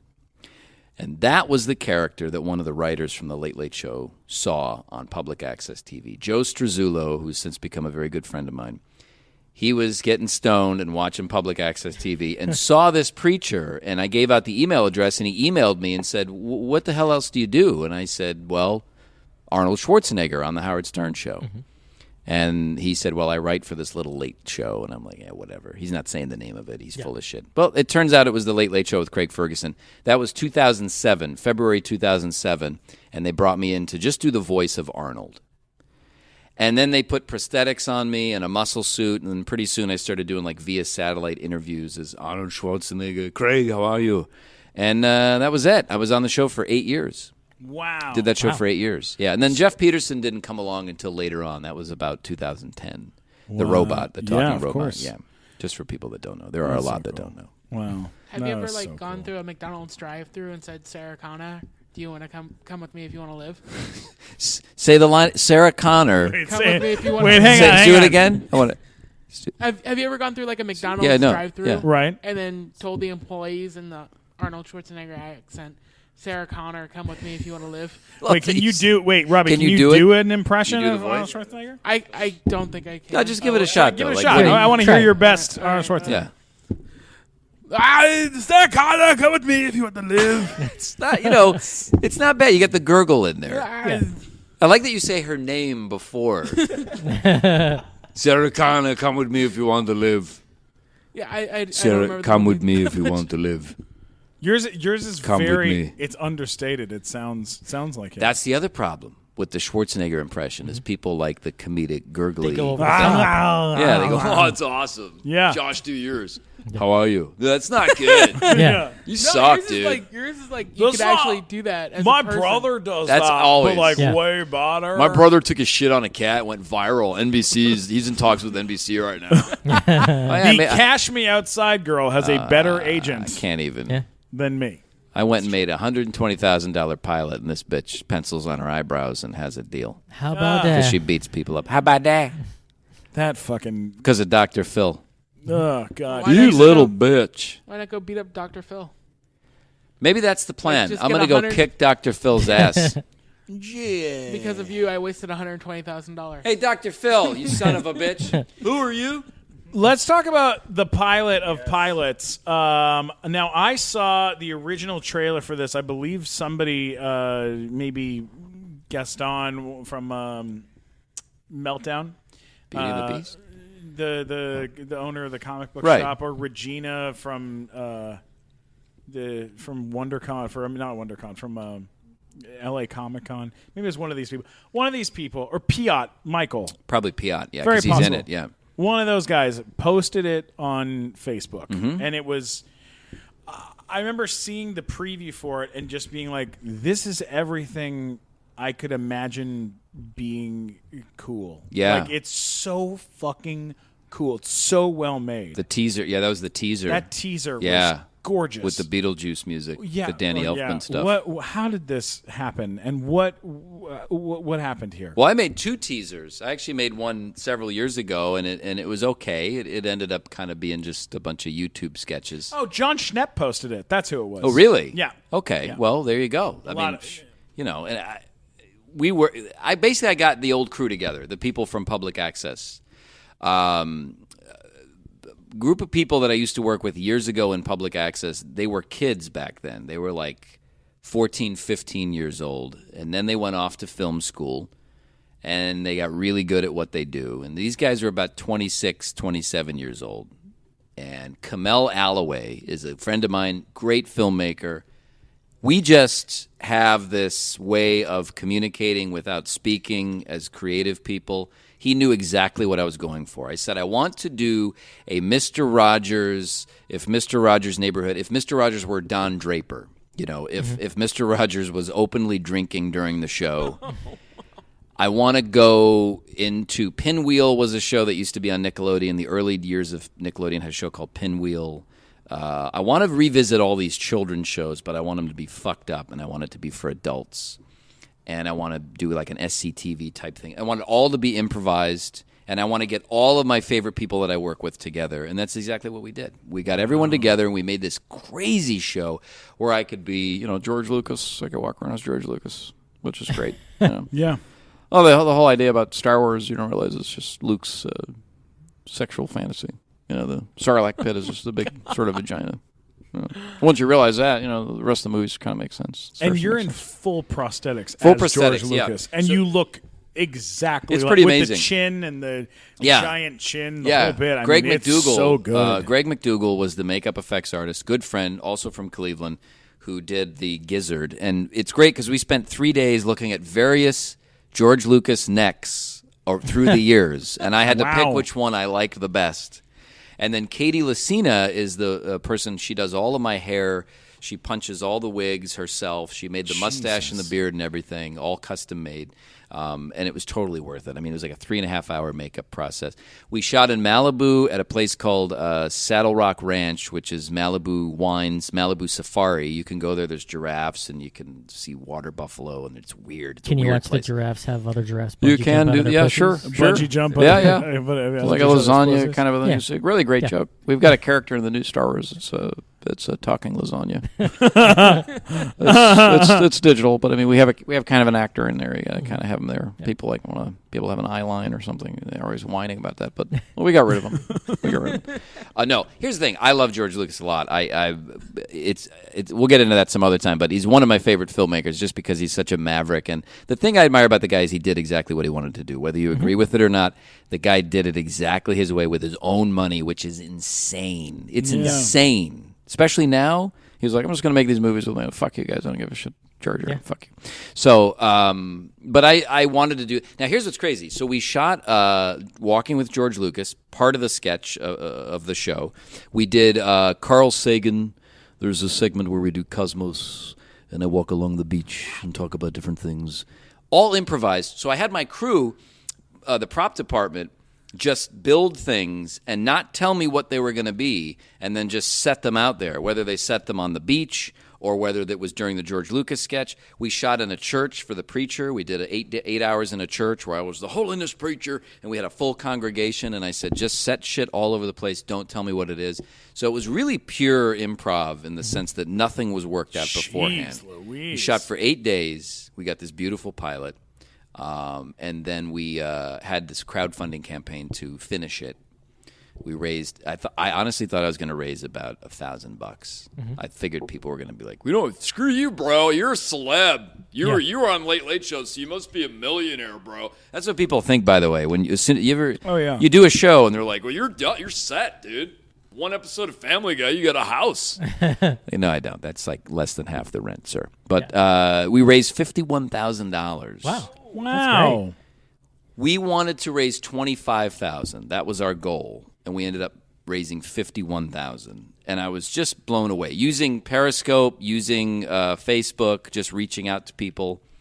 And then we got to do the sound mix at Skywalker Sound, which was the greatest thing. Oh, my God. I'm in the THX Theater with the guys from Skywalker watching me as their former boss on the screen.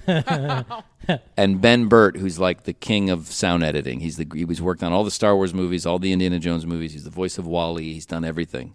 He said, "George should really think this is funny. It's very good." Oh my God. That was enough for me. So it was a great experience. And now I have a development deal with Lionsgate. So it's been a long journey. We made it like 2.5 years ago. Even long, I think, 2.5 years ago. It's been a long journey, but it's been really worth it. Oh, and, man, I'm so happy for you. I really, we will put a link to the YouTube. Yeah, it's on my site too. Yeah, just the jrtshow.com. Okay. When I say the JRT show, people always type in JRT show. Okay. You said the, but I'm not going to put that in. We'll post is it on YouTube too? Yeah, absolutely. It's on my channel. Okay, which is also the JRT show. Awesome. It's the name of my YouTube channel. So just type in JRT show. How dare you? No. JRT.net. What is it? Is it what do you do? Wait, what? What? Oh, so I went as George Lucas. I dressed up and went to Star Wars Celebration when it was in Anaheim. I had never been to this before. Greatest convention ever. Everybody at this convention, nicest people in the world, and they love every Star Wars movie. Are they all Scientologists? They're all Scientologists, every single one of them. Hello, L. Ron Hubbard here. This is L. Ron Hubbard.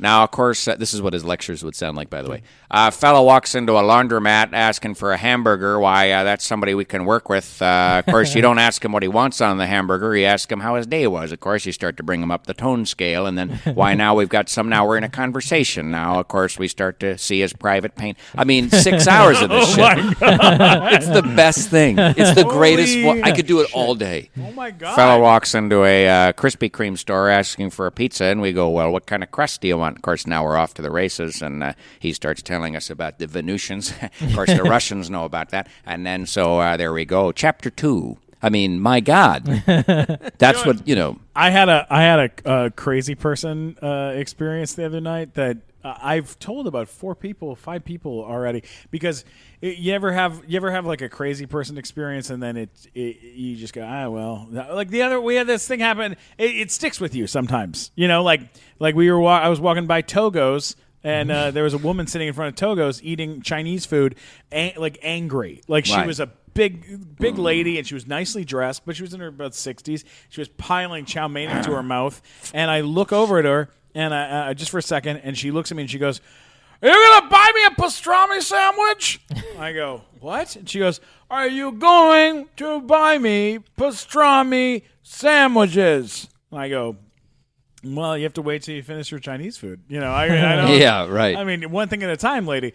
But it stuck with me for a couple weeks, where I was like, "Why me? Why do you look at me and think I'm gonna buy you?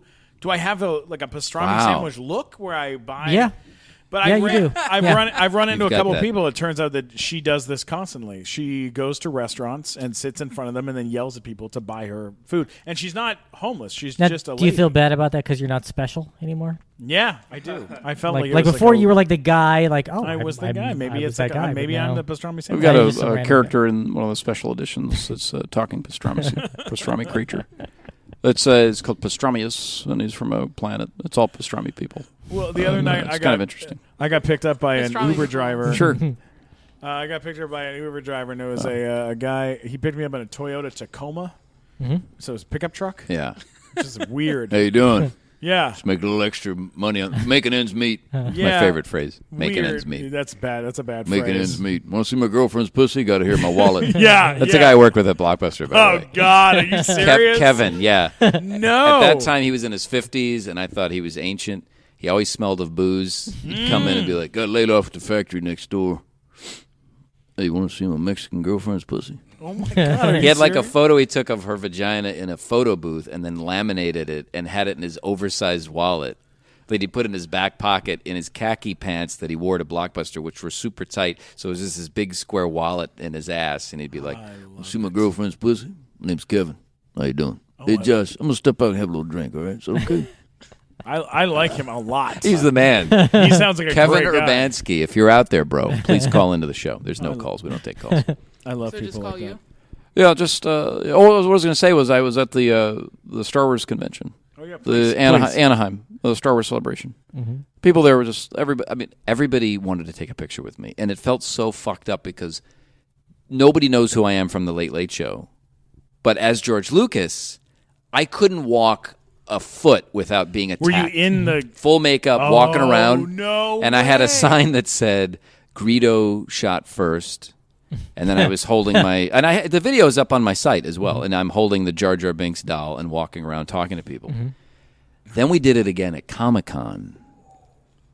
I mean, people were so angry at me. They were saying things like, he actually wears white tennis shoes. So they were Really? They were all in line to go to the Hall H to see the Star Wars Episode 7 panel. So J.J. Abrams was there. I was trying to get in because I wanted to get up and ask a question and say, when are you going to give me back my movies, you son of a bitch, or something like that. Could you have asked him, hey, JJ, why the fuck did you blow up Vulcan? Could you ask him that question? JJ, I got a friend here wants to know. Really, Vulcan? Seriously? That's what I want to know about. Seriously? But so I'm standing out in front of the line going into Hall H, and all these people have been camped out overnight, and they're all sweaty and tired and angry. And we thought we'd make a bit out of it. So I'm like, can anybody give the creator of Star Wars a wristband? George here. I'm the one that, And everyone's like, fuck you, George. You raped my childhood, you son of a bitch. Like, to me, I'm like, I'm not really you're not- George. But the response was and I never got a wristband. I was like, really? All this? You're going to let me in just to... They're like, no, you're not getting anything, bro. You suck, bro. How dare you come here with that? Greedo didn't shoot first, bro. Yeah. Spit my gum out of myself.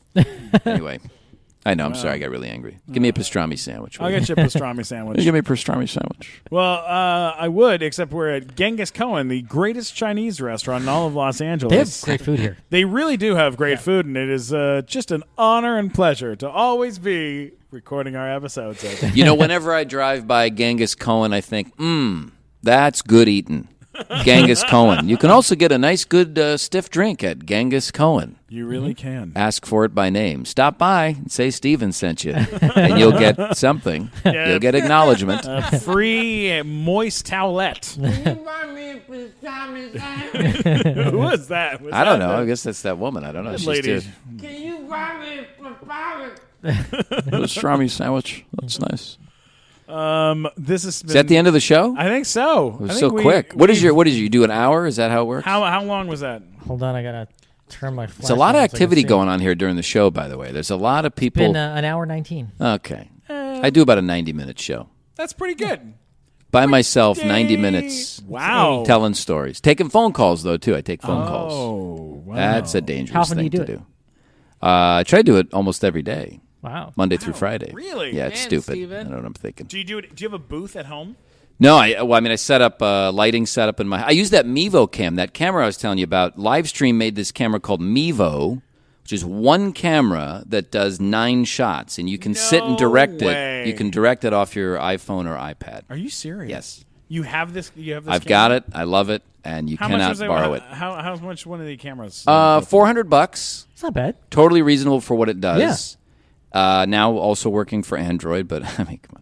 And sorry, guys, I didn't mean to insult you. I'm sorry about that. But it's amazing, honestly, dude. I can direct the whole thing myself. You can set up your shots ahead of time and then turn it to auto direct, so it just goes to medium, wide. You know, it'll do it for you. How many different types of shots could it get? Well, it's one. The wide shot is like a big fisheye lens, HD sort of fisheye shot, so it's a full room. Right. And then it breaks down that shot into smaller parts of that same shot. So it's not like So it's different like upper angles. left quadrant, upper right quadrant, exactly. whatever. And you can zoom and you can pan. Can you and give it a second camera, or is it only? you one? could if you had live stream studio, but then you'd have to be spending money, and you don't want to do that. Wow. But just for what it does, Wow. Oh, look at that. $400. yeah, That All sounds right, we're pretty gonna be damn looking good. into that, I think. Yeah, we should do that for our show. it's really cool. I'll show you guys a little sample of my show when we get done here. I don't want to impress you right now. At jrtshow.com. TheJRTshow.com. The Thank you. JRT The show. THE JRT Show. jrtshow.org. .com. Yeah, absolutely. .net. Well, look, EDU. before we .cn. before we wrap this thing up, What's up, man? What's up? just a real quick thing I'd like to mention, Folks, what's happening here is during the show, there's a lot of guys on their cell phones, and then they're like whispering to each other. Yeah, and there's a lot of it seems like whispering. there's urgency. I don't know. Was there an emergency that happened during the show? You know, it's It's all weird about hand signals. And Josh. For I us, feel like I'm it's- boring you guys. and No, you're like, no. Oh, he's going on about this bullshit. And When we were Cut talking, him off, bro. Go we were ahead. talking about we were talking about sexy stuff. You know, that's why we're doing a lot of. I whispering. understand. But you know what? You shouldn't keep the whispering in the bedroom. You got to keep it out in the world, right? Right. You got to talk about stuff. Like, for example, you got to spice up your. You should spice up your sex life, You right, should. Robbie? Yeah, I love vaginas.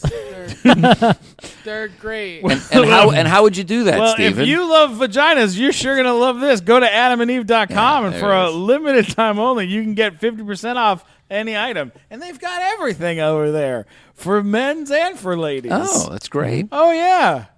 Do you have anything else you want to say about that, Oh, Steven? well, I don't know. Guess what? If you get 50% off, you also receive 3 free adult films. Wow. made by adults. For adults. For adults. 3 free ones? Yeah. That's a great deal. And when I say one of these may be Monkey Bone with Brendan Fraser. Yeah, the old Still here, guys. Brendan Fraser. Sorry, Tom Cruise took over for you, buddy. I'm still here, though. Sorry, buddy. That's a great deal. That must be it. No, there's actually more. Is there more? Yeah, you also That get must be a it. free extra gift. So sensual, we can't talk about it on the air. Come on. I'm not kidding you. On top of all that, we even throw in a free shipping for the order. They've got to be kidding, but they're not kidding. It's real. Check out adamandeve.com today for your special offer, Robbie, and you get 50% off one item when you type in TNTS. The offer code, checkout code upon checkout. What's that code again? I'll give it to you again. It's TNTS. Okay. It's TNTS, like the nighttime show. When you do, you get 3 free DVDs. You get free extra gift. You get free shipping. Just use TNTS at adamandeve.com. Are you okay? I may have had a stroke. Okay. Are you having flashbacks to your days in school? Really No, that's. seem like nervous about it. You okay? What happened? I feel pretty good about that. Okay. I feel pretty good about it. Is the owner? I feel like there's a sniper. There's a lot of uncomfortableness here. I start sweating. Yeah, you There's guys a guy everyone with a started gun getting on really squirrely all of a sudden. Better talk about adamandeve.com or I'm going to shoot you in your goddamn face. Eve is the one with the vagina, right? Wow. Yeah, Yes. Eve is the one that has the vagina. That's right. Okay. Yes. Adam is just a guy. This is a right. regular guy. Poor guy. All Yeah. right. He has to deal with her all the time. Yeah, like Is that there, Tad like- Cummins kidnapped that 15-year-old. Remember that story about Tad Cummins? Oh, yeah, Tad Cummins. My favorite part of that story. So Tad Cummins, the teacher. Yeah. First of all, his name's Tad Cummins, the greatest fucking name. It's So a great name. they fall in love, whatever. I love my teacher, whatever. When the authorities surround this cabin and they finally find Tad and Elizabeth, that's the girl's name, he comes out. First thing he says to the authorities is, "I'm so glad this is over." No way. And all I could think of is, what if like about a week and a half in, she just wouldn't shut the fuck up, and he's Yeah. like, "Oh God, she's 15. She's like, I'm an my idiot." Snapchat doesn't work Exactly. out here. I can't Yeah. use it. Shut up for the love of God! These Instagram filters do not work out here. Right. This is fucking bullshit. Why do you keep saying you miss your wife? I don't Oh, she understand. looks You like said James that you were Van in Buren. Yeah. His wife, Why- she's a yeah. beauty. Yeah. Yeah. God bless you, Tad Cummins. Oh, Tad. You reminded me of Tad. He's the original Adam. Yeah. Me? Robbie, you Sure, remind yeah. everybody of Tad. You remind me of Tad Or Cummins. Cummings. I'm not totally Cummins. sure. Cummins and Cummins Goins. Racing? Sure. Tad Okay. got his new movie coming out. Well, That's guys, how I'm listen, ending. We should end on pedophilia in Yeah, well, the not forest. really. Look, hey, whatever. She had a bad not phone like- signal. What are you going to do? I want to tweet this. Can we take a photo together? Yeah, I don't want to be your secret, Tad. if they tracked them down by her Snapchat, Right. would be the funniest thing. in That the would be world. amazing. She's like, I'm just out here in the woods. It's boring as fuck. Turn that Whatevs. shit off! That's gonna how get we're us in trouble. That's how we're ending the show with Tad Cummins. Sorry, guys. No, the it's- JRTshow.com. I feel really good about that. What about Tommy Lee Jones? Can you do his voice? Sure. Hey, I'm Tommy Lee Jones. That was spot on. Yeah, thank you. He's great. going to send you a cease and desist. I'm a Who's YouTuber. who's the weirdest voice that you do? Probably John Carradine. John Carradine was an old horror movie actor, and I enjoy the way that he spoke. He was very proper, and his son was David, who hanged himself in a closet during His some sort other of son? autoerotic. Sure, Keith was on Fargo. He's a fine his actor. Other son?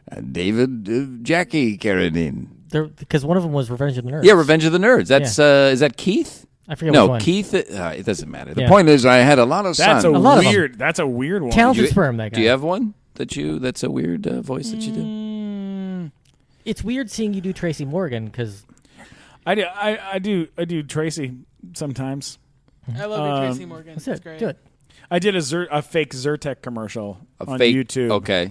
It was just him being like, Zyrtec, that shit's crazy. Why is there a dinosaur in this? Yeah. Oh man. Hang on. This commercial don't make no sense. I'm gonna get that lady pregnant. Like that was basically. That's a great voice, man. That's like I do Darnell Jenkins. That's a character I do, man. And first of all, this motherfucker's cool as shit, man. Yo, your Tracy Morgan, man, that's a shit right there, man. I'm talking about me in Cleveland. When I live in Cleveland, like you talk about that pastrami bitch. This motherfucker I had met at a bus stop when I went to Cleveland State University, man. And he was inside the bus stop, middle of wintertime, them enclosed bus stop with the glass and shit. And he was banging his left foot up against the back of the glass and shaking the whole thing. And I was sitting in there and he said, "How's it feel to be in the last days of living?" And I said, "What does that mean?" And he said, "What you want it to mean." and I'll never forget that. Holy That was my shit. pastrami moment. I love that. Thank you very much. That's amazing. I saw Tracy do stand up in New York one time, and he was on stage, and in the middle of his act, he goes, "Oh shit, there's a little kid in the audience. Hey, little kid, how old are you?" And the kid goes, "I'm 13," and he goes, 13 years old? Well, damn. All right, from the rest of the night, I ain't gonna say anything offensive. I ain't gonna go do no bad language. I'm gonna keep this shit clean for you, kid. I'm gonna be clean the rest of the night just for you, okay? And he was like, okay. And he goes, okay, first joke, this is for you. I was fucking this dead hooker. This hooker was dead. And I cried laughing. And I was like, I just want to do that. I just want to do that forever. That's the best. It feels good doing that voice, though. It does feel good. Yeah, you like it. Well, you're the best. Thanks for hanging out with this ragtag crew of lunatics in a Chinese restaurant. Yeah, I love it. Where can people find you on the interweb? They can find me at thejrtshow.com. THEJRTshow.com, your one-stop shop for Josh Nostradamus. Josh Robert Thompson. Thomas. What's your Twitter handle? Josh R. Thompson. Okay. But you can find all of my social media where? TheJRTshow.com. TheJRTshow.com. Josh R. Thompson on Twitter. But the YouTube channel is The JRT Show, and I recommend you subscribe because I do a lot of shows. I do the Reverend Apostle BG pretty much weekly, and then I do my other podcast, Josh and Around. It's Josh and Around. That's the name of the show. I love it. So sad. So sad. Yeah. All right, Robbie, where can people find you on the internet? They can find me at RobbieCarlyle.com, CARLYSLE .com, and at .com. And I do a weekly YouTube show called Anti-Social Media, which is a Jon Stewart Daily Show style ripoff show because all I want in life is for Jon Stewart to come to my house and do things to me. Where can people find you in real life? At my house. Yeah. And at the nighttime show. What's your address? 684. No, don't actually tell them. What? Wow. I'm lonely at home. Wow. Some lady's going to come to your house and ask you to buy your pastrama sandwiches. What about you, Glazer? Where can we find you, and where can we find your beard? My beard is all over my house. I shed everywhere. It's just... I'd rather start this over. Okay. While we're on the... we'll cut that out. Ted We'll Cummins. never cut that out. Ted Cummins. Ted Cummins. Ted Cummins. Go over to BuzzFeed Blue on YouTube. BuzzFeed Blue on YouTube. I'm in a series called Hi Guys, where me and a bunch of pals, we all get high with like sloths and monkeys and Snoop. For sure, watch that. And then on all social media, at GlazerBooHooHoo, I just write and post weird stuff. So if you're into that, that's where I am. I really liked your post that you did where it was a Cinnabon earrings, and it is Cinnabon earrings, but the icing on it, there was like icing on it, and it also hits the ear. And what was the title of the post? This looks like cum. Yeah, so I showed that to my girlfriend, and I showed it to Rachel, and she goes, "Oh, Steven, tell Glazer. It's Glazer wrote that? Oh, Glazer. That's how I know it's funny if she does that. Oh, jeez. Either she laughs or she does an OG. Right. One of the two. Either way, you're good. What about you, Matt fucking Waka? You can find me at jrtshow.com. Oh, come on, man. No, it's the jrtshow.com. God damn it. No, that's his. I'm jrtshow.com. Oh, that's you're me. the other one. Oh, yeah. No. No, you can find everything from me at funnymatt.com, or Josh can let me know what he thinks about this show at mattwalkersucks.com.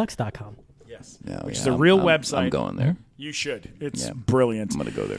You can always get me at Stephen Glickman, STPHEN Glickman on Twitter, Instagram, and YouTube. Don't forget to check out the Nighttime Show live if you live in Los Angeles, or you can check out clips from it on the YouTube channel. But if you're in Los Angeles, check out the May 27th show at the Hollywood Improv. Maz Jabrani, Helen Hong, lots of amazing, amazing comedians. It's our first time having Little Hacky on the show, which we're very excited about. Little Hacky, by the way, is a little person. Okay. Who will come out on stage and hit me every time I say something hacky on the Good, show. good. Little hacky. Yeah, I feel really good about Like that. your own So Sandman. you're gonna kind be of, hit a lot. the Apollo. I'm going to be hit a lot. Yeah, I'm going to get hit a lot Good, good. in this episode. And then also, of course, don't forget to subscribe to the Nighttime Show podcast and, leave us comments and let us know things and share it. hated it. Sound was bad. Not that good. Exactly. I love you guys. Thank you so much for listening to the show, and thanks so much for coming, man. We've been trying to do this for a while, and I really appreciate it. And I can't think of any better place to do it than here at Genghis Cohen. Thanks, fellas. Cohen. Thanks, guys.